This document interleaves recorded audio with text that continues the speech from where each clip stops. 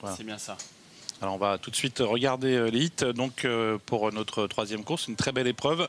Ripet Merci est le grand favori. Le voici donc lors de son trot d'échauffement tout à l'heure. Un hit qui s'est déroulé il y a une petite demi-heure et Jean-Michel Bazir donc a échauffé cet élève de Fabrice Soulois qui s'est montré très appliqué, Anthony. Piste d'Offshore Dream qui reste sur une pléiade de bonnes sorties, cheval de qualité, qui vient d'être battu par LSW Fedo. On voit qu'il n'est pas allé vite lors de son hit d'échauffement. Voilà, au Wabambam Effet, qui est une jument qui a beaucoup de vitesse. Elle est déférée les 4 pieds aujourd'hui. Attention, c'est une possible surprise à l'arrivée. Elle a tiré un bon numéro. Elle va tenter sans doute de courir caché. Et pourquoi pas de placer sa pointe de vitesse dans la phase finale. Ouais, elle est déférée des 4 pieds. Aujourd'hui, elle ne l'était pas lors de ses dernières courses. Voilà, Styric, le numéro 6, qui après une longue absence est en train de revenir en forme. Il est pas mal. On sent qu'il est très tonique. Il n'y a pas de souci au niveau des allures. Ouais, c'est l'une des belles chances de la course, Styric, cheval de belle valeur, qui vient de montrer un être lien de forme à Nancy dans l'étape du Grand National du Trot remporté par Urfé Jaïri. Voilà, Sylvie de Béton, une jument qui a déjà bien réussi au trot attelé tout comme au trot monté. Elle a pas mal de vitesse, le parcours va l'avantager. Cela dit, en qualité intrinsèque, elle semble tout de même avoir fort à faire aujourd'hui. Ouais, apparemment elle est barrée pour les premières places au trot attelé aujourd'hui face à une telle opposition. Et on va terminer avec deux très gros outsiders, les deux chevaux qui partiront sur la deuxième ligne, le 10 SHTS Playmet qui s'échauffe ici, qui est entraîné par Anders Lindqvist. Bon, c'est pas mal. Et puis le numéro 11, donc Quickmaster, qui aura bien sûr une partie aujourd'hui très très difficile, lui qui n'a pas couru depuis le mois de mars. Cette compétition va sans doute lui permettre de reprendre bien sûr dans un premier temps contact avec la course et puis sans doute de monter en condition physique. Allez, on sort des écuries ici, on est encore à quelques minutes du départ, on a encore un petit peu de temps, Seb. Oui, on va en profiter pour revoir LSW Fedo en action, c'est le numéro 8. LSW Fedo qui vient de remporter un quintet après la disqualification d'Ursule Dubouffet, une victoire donc obtenue sur le tapis vert. C'est une jument qui a beaucoup de vitesse, qui ce jour-là a couru caché, qui a pu bénéficier du sillage justement d'Ursule Dubouffet. Puis il y avait bien sûr Ripet Merci qui s'était retrouvé un peu loin pendant le parcours mais qui allait très très bien terminer. Et puis également Richmond Park complètement à gauche de l'écran. Il a disparu, vous allez le voir réapparaître à gauche de l'écran. Il va fournir une très belle fin de course en retrait. Ah, c'était la grosse note de la course, Richmond Park, parce qu'il avait fait une faute en partant. Et regardez, la casaque jaune pour finir.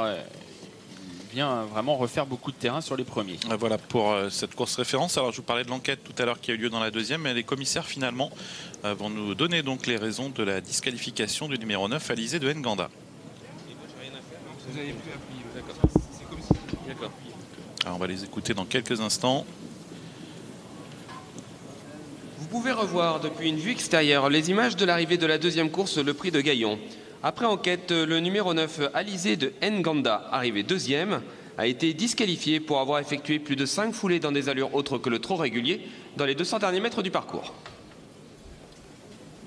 Voilà donc le 9, Alizé de Nganda disqualifié de la deuxième place.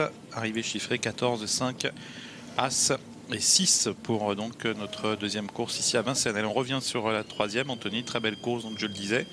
Course qui réunit des concurrents de qualité. Alors il y a une particularité bien sûr, c'est la distance, 2100 mètres avec un départ de Néalette de l'Autostart. Pour l'instant, Ripet Merci ne s'est pas exercé sur ce type de parcours en région parisienne. Par contre, on l'a vu gagner sur un tracé réduit au Sable d'Olonne. Oui, et puis à l'étranger également, il a très souvent couru sur ce genre de distance. Et puis, il faut remonter un petit peu le temps, mais il était venu l'année dernière, en fait, sous un entraînement différent, courir ici. Il avait couru le Critérium Continental, il avait couru d'autres courses beaucoup plus relevées. Il n'avait pas pu se mettre en évidence, mais c'était à l'époque vraiment des chevaux de haut niveau face à lui. En tout cas, il connaît ce genre d'exercice, ça ne devrait pas être un souci. Ce qui peut être un problème, bien sûr, c'est ce numéro 1, si jamais il venait à être bloqué. Mais bon, il n'y a pas beaucoup de partants. C'est Jean-Michel Bazir-Sulti, on pensait qu'il va s'en sortir. Eh bien, on va en parler avec son entraîneur Fabrice Soulois qui est avec Audrey. Oui, qui est en train de discuter un petit peu avec Gérard Nifort. Ripet Merci qui vient de rentrer en piste. Fabrice, on l'a vu, il a l'air un petit peu excité, il est toujours comme ça? Oui, c'est un cheval qui est tout le temps un peu frais comme ça. Tout s'est bien passé au niveau de sa préparation? Oui, il a couru il y a 15 jours, donc on n'a pas inventé grand-chose. Est-ce que le numéro 1 vous inquiète éventuellement? Oui, ça peut être un numéro. Mais bon, il n'y a pas beaucoup de partants, il y a 10 partants, donc ça devrait bien se passer. De toute façon, on a le numéro qu'on a. Non, mais c'est C'est un cheval qui a de l'avenir, donc on va pas faire n'importe quoi. Bon, sur ce qu'il a fait, il est installé logiquement grandissime favori. C'est vrai que, au vu des partants, on a envie de lui faire une grande confiance. Ouais, c'est un cheval qui avance, hein, c'est un bon cheval. Donc, 2100, c'est peut-être un petit peu moins bien qu'à mon avis que 2007. C'est plus un cheval de tenue que de vitesse. Il a du mal à. C'est pas un grand débouleur, donc voilà, il peut être pris de vitesse en partant. Est-ce que vous avez changé quelques petites choses justement? Non, il est comme d'habitude. Bonne course, merci Fabrice. Voilà, RIP et merci, donc peut-être un peu mieux sur les longues distances. Bon, c'est vrai qu'on s'inquiète un peu du numéro, surtout en dedans. Moi, je suis comme Fabrice en début de parcours. Je me dis qu'avec 11 partants et Jean-Michel Bazir, il y a bien un moment ou un autre, il va y avoir un intervalle et il va se glisser dedans. Je le vois pas trop démarrer, RIP et merci Seb. En plus, Jean-Michel Bazir n'aime pas trop partir à toute allure sur ce genre de parcours. Qui vont démarrer Wabamba Méfait, je pense, mais qui va chercher à prendre un dos rapidement. L'Open Contest qui peut tenter la course en tête, mais moi j'ai l'impression qu'elle est meilleure piste plate. En tout cas, elle est meilleure sur les tracés réduits que sur les longues distances. Elle a déjà fait l'arrivée sur la grande piste, mais c'est vrai que vu ses allures, on peut se dire qu'elle est meilleure piste plate. Elle avait d'ailleurs triomphé à Anguin cet été sur un tracé réduit. Styric est un cheval capable de démarrer. Ouais, je m'en méfie beaucoup aujourd'hui de Styric. J'ai l'impression que c'est vraiment une belle possibilité. On va retrouver Audrey, tiens, peut-être pour une petite synthèse de ce que vous avez pu recueillir du côté des écuries. Messieurs, vous parliez d'Aïbama Méfait, c'est ça? Tout de suite, à l'instant, c'est également le sentiment de Pierre Lévesque. C'est vrai, c'est une jument qu'il connaît bien. Hein. Il a eu l'occasion de la driver à plusieurs reprises. Il m'a dit, je la trouve un petit peu plus tranchante quand même sur l'hippodrome d'Anguin. Il m'a dit qu'elle a déjà fait des belles choses à Vincennes, mais avec les parcours qu'elle a eu, des fois, elle aurait pu s'imposer, ce qui n'a malheureusement pas été le cas. Vous avez peut-être à l'image le numéro 3, Ultima Queen, qui était rentré en piste tout à l'heure avec Pierre Verval. Là, on l'a vu dételer. C'est une jument qui fait quelques facéties pour rentrer en piste.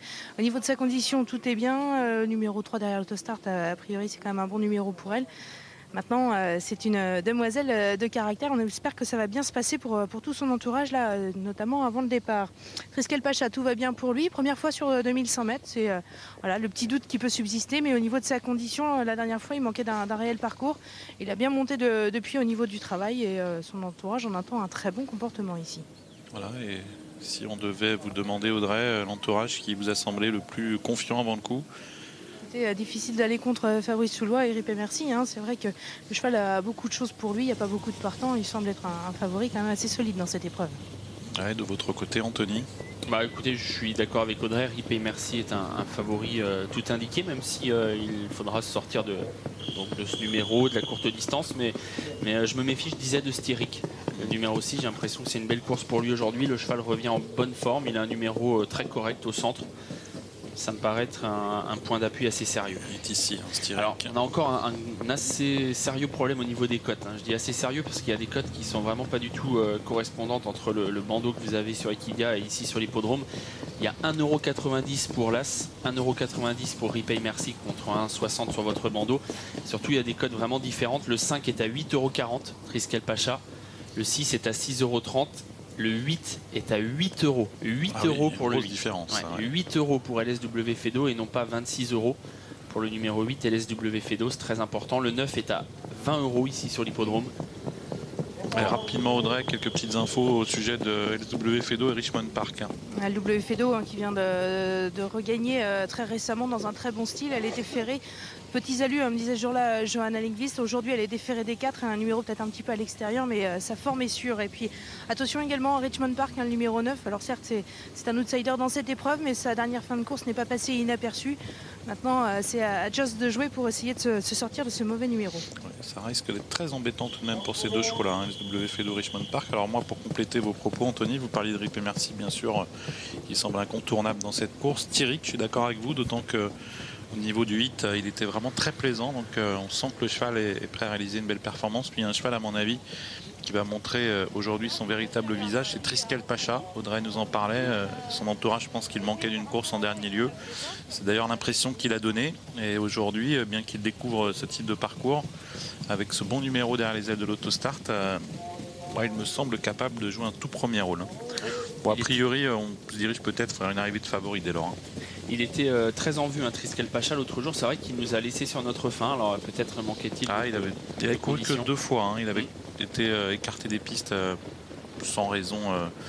enfin juste pour prendre du repos après le meeting. Et puis il n'a couru que 2 fois avant cette course dans un quintet. Aujourd'hui, il aura sans doute gagné en conditions physiques et peut se révéler très entreprenant. Ouais, c'est un cheval de qualité, Triskel Pacha, qui a gagné beaucoup de courses ici sur la grande piste de Vincennes. Mais c'est vrai qu'il ne connaît pas ce parcours des 2100 Autostart. C'est un cheval qui s'est peu produit finalement sur les tracés réduits. Allez, départ éminent. On va voir comment Jean-Michel Bazir s'en sort avec ce numéro 1. Derrière l'Autostart à la corde, donc le favori, le grand favori, Ripey Merci, alors que la voiture accélère.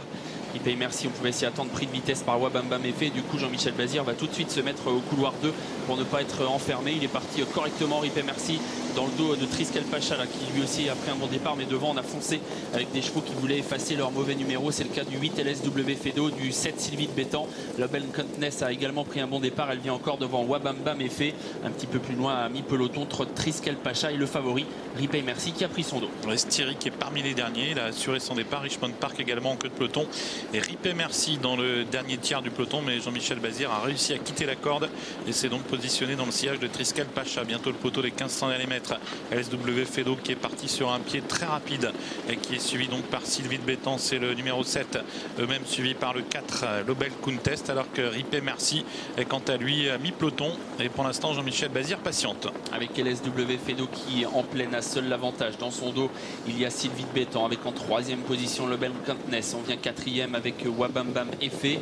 Ensuite, trotte non loin l'un des favoris, Triskel Pacha, qui emmène toujours Ripey Merci, qui est patient dans le dos de Triskel Pacha. On voit ensuite Ultima Queen qui patiente elle aussi devant encore Styric et Richmond Park. Avec les chevaux de tête qui vont en file indienne et on hésite un peu à progresser en dehors. Triskel Pacha temporise avec Franck Nivard et Ripey Merci le marque pour l'instant. Triskel Pacha qui semble commencer à progresser alors qu'on retrouve pour l'instant Styric qui est à l'arrière-garde. Styric qui pour l'instant se retrouve donc assez loin des leaders, tout comme d'ailleurs Richmond Park. Alors on affiche ici sur l'hippodrome les temps de passage, 12 au 1500 mètres, 13-1 à 1000 mètres de l'arrivée. On est dans la montée. LSW Fedo toujours pas attaqué, hein. Tout le monde attend finalement un dos et c'est Jean-Michel Bazir qui va devoir s'y coller avec Ripey Merci qui commence à venir en dehors. LSW Fedo devant le numéro 4 Lobel Contness. Ripey Merci qui accélère très fort désormais à l'extérieur mais contré pour l'instant par les premiers. Avec le tournant final, LSW Fedo prise avec Lobel Contest, Sylvie de Bétan, Wabamba Méfé qui vient, Ripey Merci un peu plus en dehors, Triskel Pacha qui tente de progresser, Styric refait du terrain mais il est encore en très net retrait. Mi-tournant final avec toujours LSW Fedo qui a l'avantage de son extérieur. Il y a Lobel Contness, Ripey Merci qui poursuit bien